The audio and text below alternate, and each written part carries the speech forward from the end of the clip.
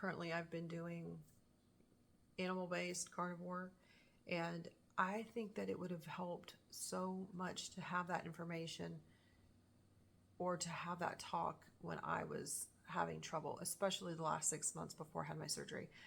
I was so low and felt so poorly most of the time that I would have done anything. I mean, obviously, I had major surgery, so I would have tried about anything to help.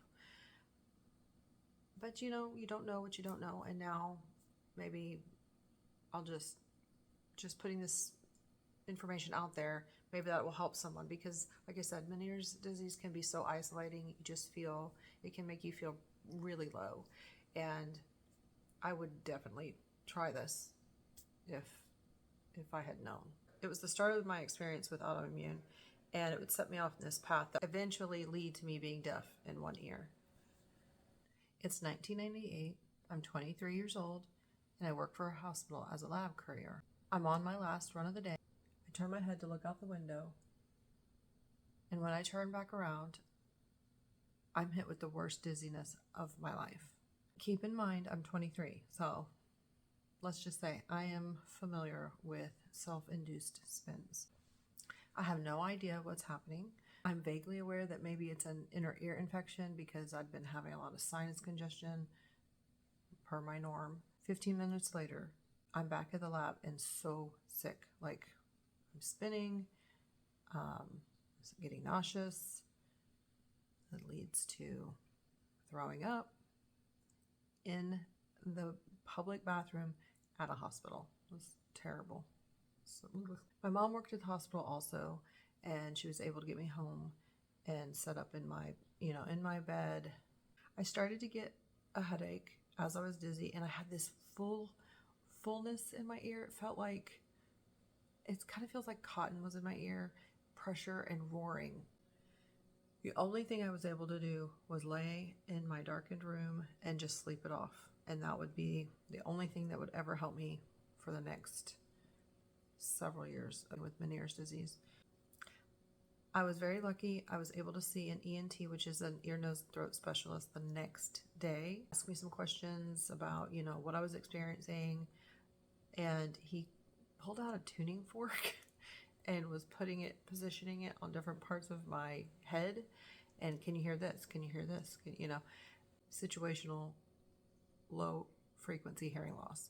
And that would come back as the Meniere's attack kind of subsided. The ENT was great. I was very lucky that I got a diagnosis very quickly. And he explained that I had Meniere's disease, that it was idiopathic / autoimmune. There was no known cause, and there was no known cure. There was no definitive treatment. We would just treat symptoms as they occurred. Just time.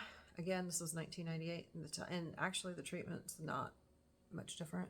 Yep. You need to manage your stress and allergies and get good sleep. Prescribed me a diuretic, and he told me to do a low sodium diet. And remember, he handed me a pamphlet on a low sodium diet, and I thought, there's no way.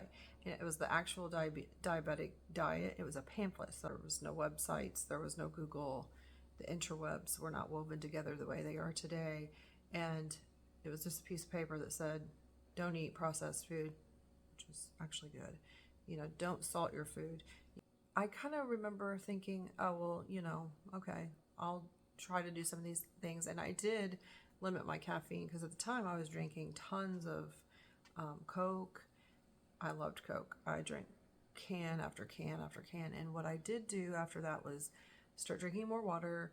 And if I did have pop, it would be like Sprite, something like that did not have caffeine. With Meniere's disease, you have an imbalance of fluid in your inner ear to keep that equilibrium of fluid in your inner ear. In the beginning, when I was young, I had an episode of vertigo 3 or 4, 5 times a year, but they were always the same. I had no warning.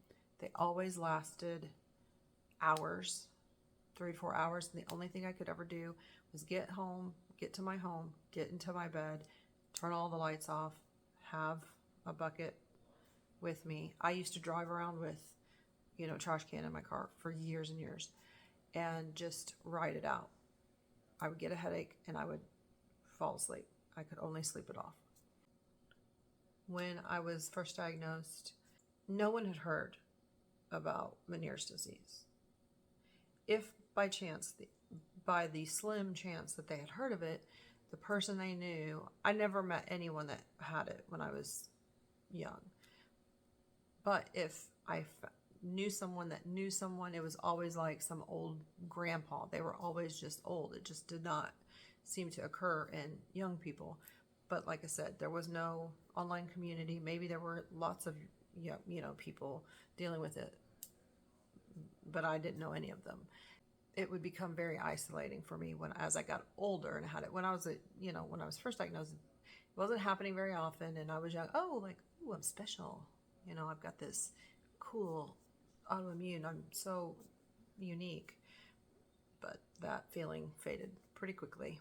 So my symptoms, my episodes were managed for pretty well for a long time. Second specialist when I moved to Indianapolis, Dr. House.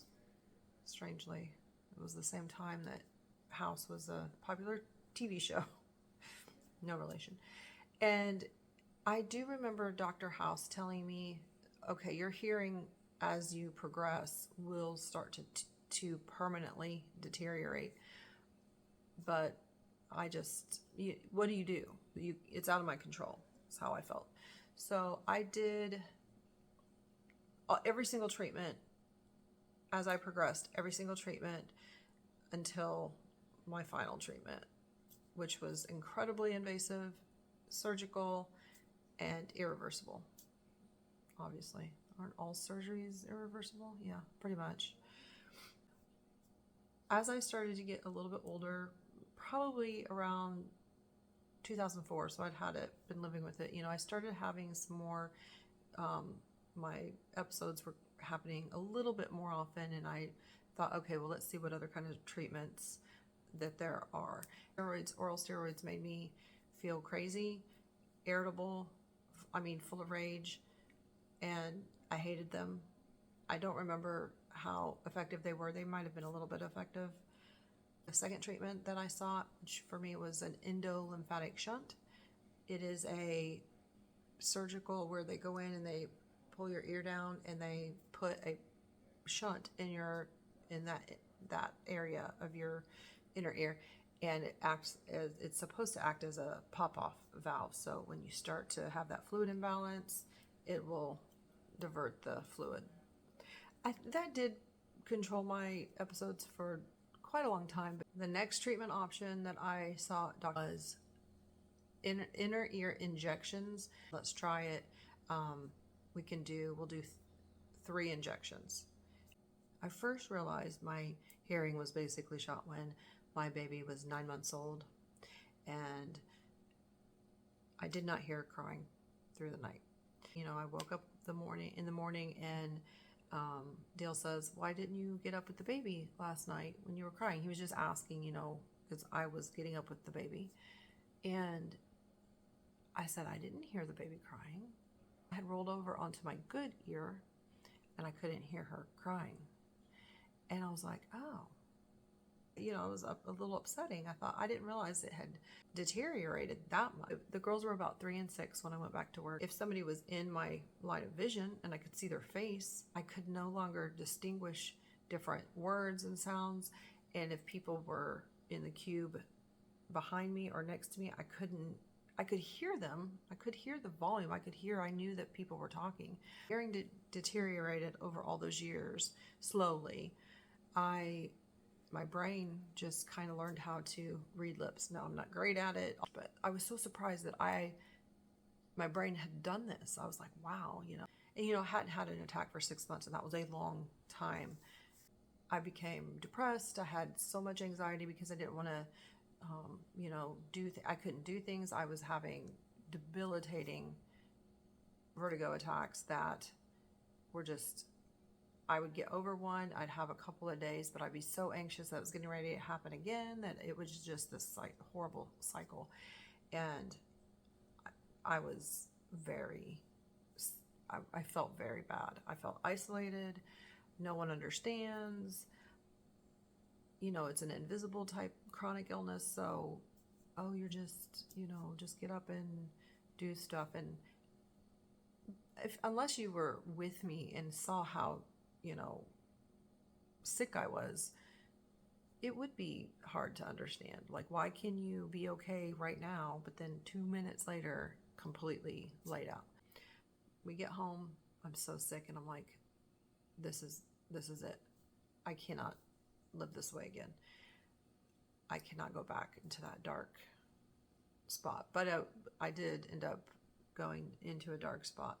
It was just more than I could manage, and what happened was I just got stuck in this cycle of having an attack, recuperating, having people to help me with the kids, because Dale was, working out of state. What I did was I started researching different permanent cures, surgeries, invasive. And I found a specialist, an otolaryngologist. I got an appointment with him pretty quickly, Dr. Yates, and I went in and I said, listen, I want to have a labyrinthectomy. And he said, well, I can't just set you up and schedule that. We have to do some more testing, because a labyrinthectomy is so invasive. It is so, it's surgical. It's major. It's life-changing. He said, first I have to do a hearing test to assess it, because it will leave you completely deaf. And I said, okay. The hearing test showed I only had 26% hearing in that ear. So I was not, and I could not, like I said, I couldn't distinguish words. I could hear noise, but that was it. And keep in mind, this whole time, from the very beginning of my diagnosis, I've had tinnitus in that ear, a constant ringing. It doesn't bother me. I did all that testing. I did 4 more injections of the gent. It did not change anything. I had an MRI to rule out an neuroma, like a type of tumor or anything. I had nothing like that. And he said, okay, we'll do it. I'll do it. And a labyrinthectomy, what it is they go in, they basically drill out your inner ear, which left my body with just one balance system on my good side. I'm still so impressed that my body relearned how to balance itself, and it happened pretty quickly. And so I've been thinking about that a lot. I've been thinking about resiliency so much, because if my body can relearn how to balance itself and walk, and within 3 to 4 weeks, what's stopping me? I could probably do anything. I had my surgery in 2014, and I have not had any issues with Meniere's disease since. So it's basically in remission. Just the way I got there was through surgery. I do wish that I had known more about, a different way of eating. Currently, I've been doing animal-based carnivore, and I think that it would have helped so much to have that information, or to have that talk when I was having trouble, especially the last 6 months before I had my surgery.